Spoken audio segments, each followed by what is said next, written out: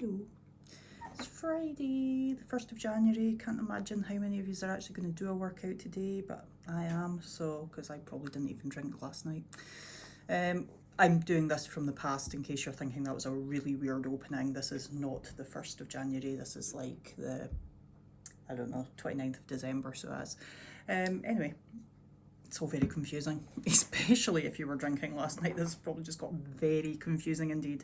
Anyway, if you were not drinking last night and you're keen to train, or if you were drinking and you're keen to train, whatever, I don't judge you. It's all love. So what we've got is bench press. Now I appreciate most of you do not have a bench in your garage or your bedroom or your spare space next to your desk or whatever it is that you're doing for your training. This can be done as floor presses. Okay, so you can either be on a bench with a bar if you have that facility and it's a 6x6, where you're aiming for your six heavy sets, right? It doesn't have to be a 6 rep max, 6 heavy sets of 6 reps. You can do that as a floor press instead, so lying on the floor instead of lying on a bench, feet flat on the floor, elbows touching the floor, press up, okay? You can do it with dumbbells instead of barbells, so 2 dumbbells, or even 1 dumbbell, 1 at a time. It's all good, or you can do 1 between both hands.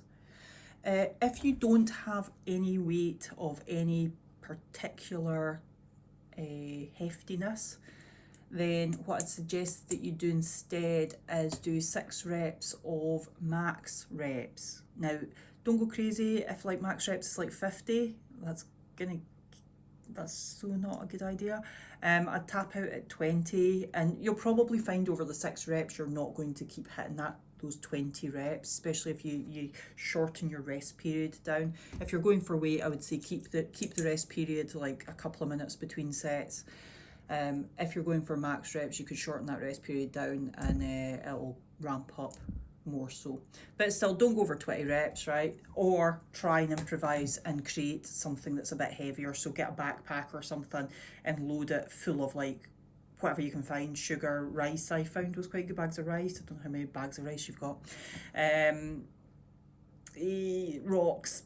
I used tools from the garage the last lockdown. Oh, just whatever you can find. Maybe you have a child that weighs 20 kilos. You could press them. Anyway, get the idea. Right, so you're probably not even watching this anyway, because probably nobody except me and Elspeth are doing these workouts today. Hey Elspeth.